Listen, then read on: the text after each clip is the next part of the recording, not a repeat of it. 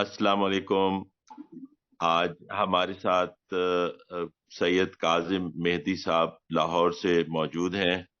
हम यहाँ इस्लामाबाद में बैठे हैं, जहाँ कुछ दिन पहले बल्कि 2 दिन पहले एक जलजला आया था। खासा बड़ा जलजले के झटके थे। इस तनाजुर में और कुछ अरसे पहले एक बड़ा जो तबाहकुन जलजला तुर्की और शाम में आया है, उसके तनाजुर में हमने ये सोचा कि ये मुनासिब है कि एक एक्सपर्ट से, जिनका एरिया ऑफ एक्सपर्टीज है अर्थक्वेक साइज्मोलॉजी, जियो साइंटिस्ट हैं, बहुत तजुर्बेकार हैं, खासतौर पर इस फील्ड में।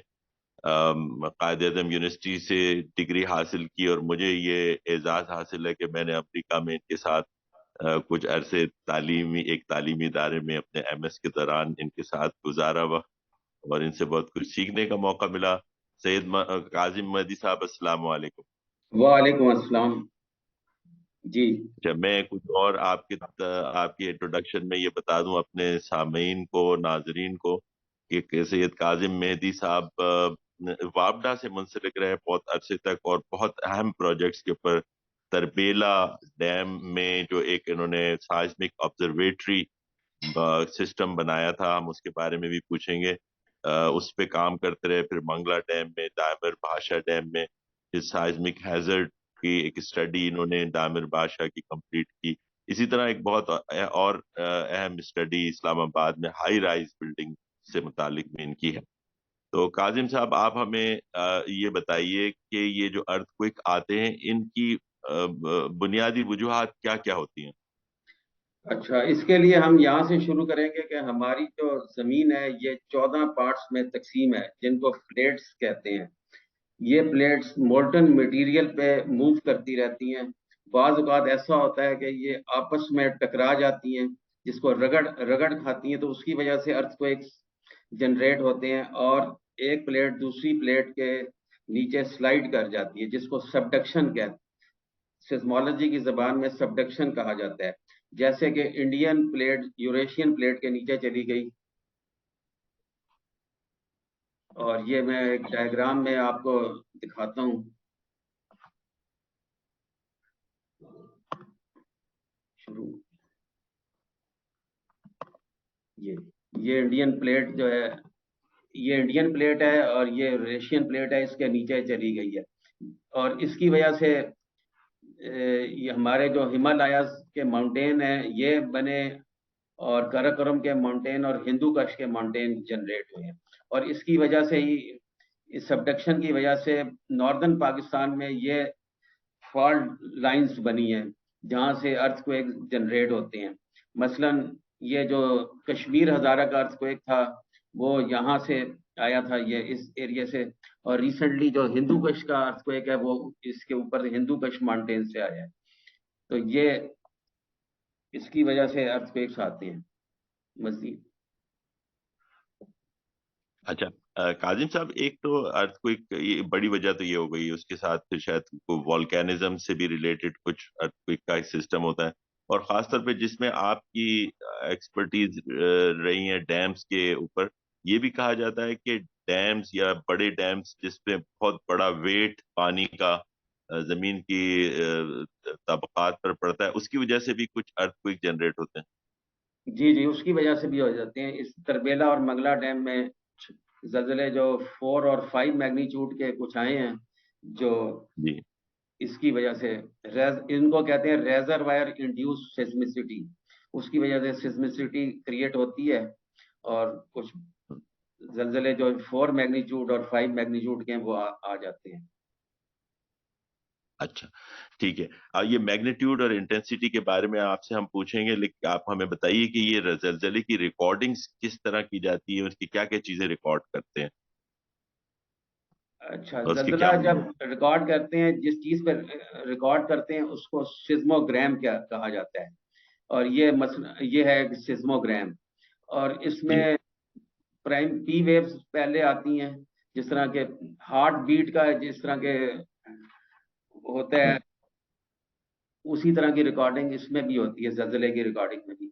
सबसे पहले पी वेव्स आती हैं जो प्राइमरी वेव्स कहलाती हैं, और उसके बाद एस वेव्स जो कि सेकेंडरी वेव्स कहलाती हैं। ये एक डिस्प्ले किया हुआ है मुख्तलिफ स्टेशन पे, ये P waves आई हुई है, ये S waves आई हुई हैं।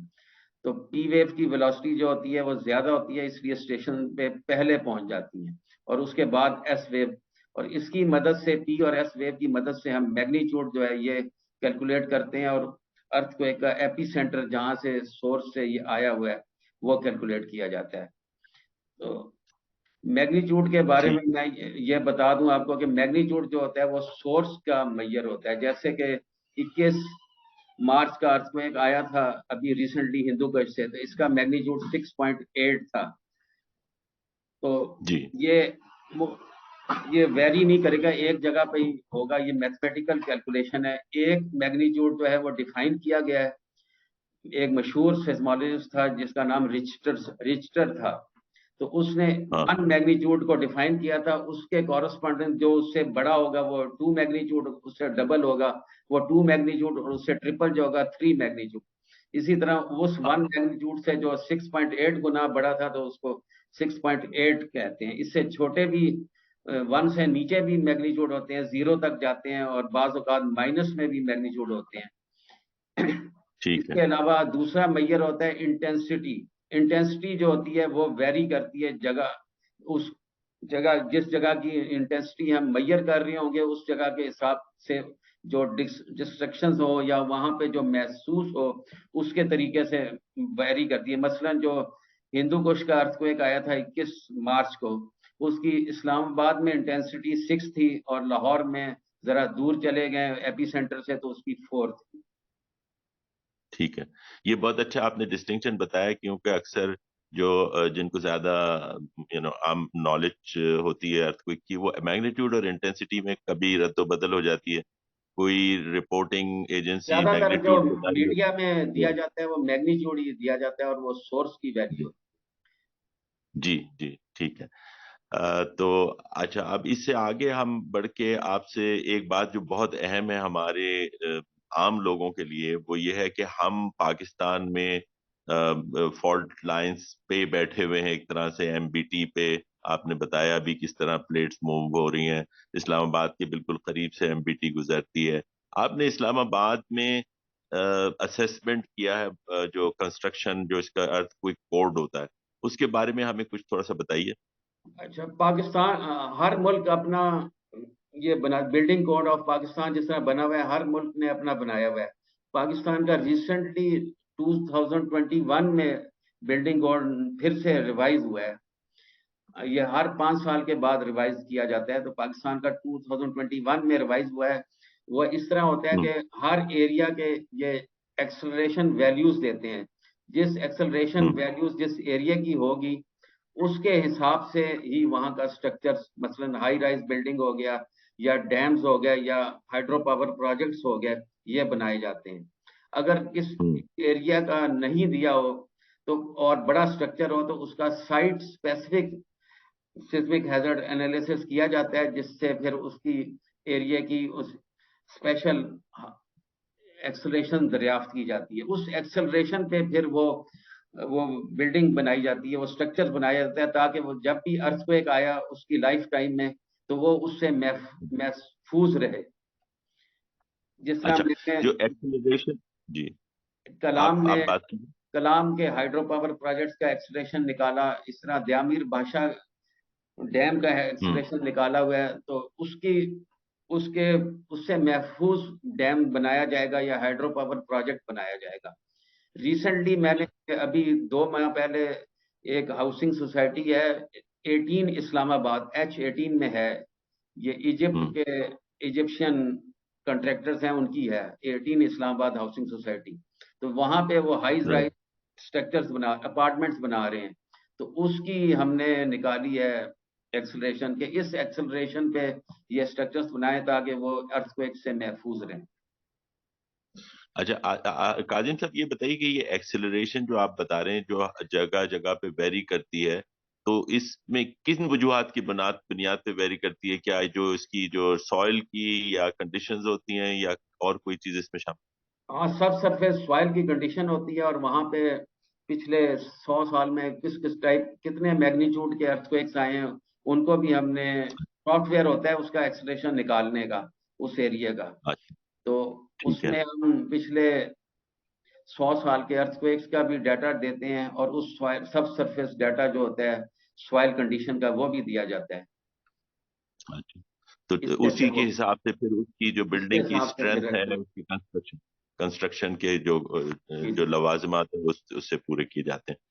जी ठीक है। अच्छा, ये आप वैसे आम लोगों के लिए कोई एक अपनी बात खत्म करने से पहले कोई मशवरा देंगे? एक तो बिल्डिंग कोड्स के सिलसिले में भी, ये जो आम लोग अपने घर पर बनाते हैं उसमें किस चीज का ख्याल रखें, या जिन घरों को लें उनमें क्या चीज तो ये चेक करें या नोट करें?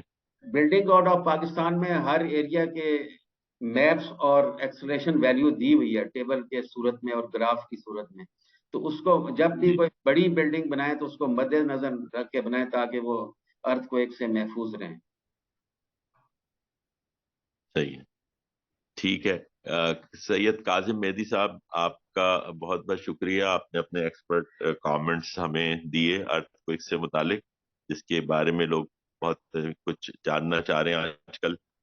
इस बैकग्राउंड में कि हमारे पास ये अर्थक्वेक आया है 2005 में, हमें पता है कि बहुत बड़ी तबाही हमारे पास आ चुकी है, तो हमें उसकी प्रिपरेशन के लिए इन सारी चीज़ों पे तवज्जो देने की ज़रूरत है। बिल्डिंग कोड्स के मुतालिक ये हमारी कंस्ट्रक्शन होनी चाहिए। हमने तुर्की में देखा, हाल ही में शाम में देखा कि बहुत सी बिल्डिंग्स जो कोड के मुताबिक नहीं बनाई गई थी, उनकी वजह से ज्यादा तबाही हुई है, ज्यादा जानी नुकसान हुआ है। आपका बहुत बहुत शुक्रिया काजिम मेहदी साहब। शुक्रिया। सलाम। अस्सलाम वालेकुम।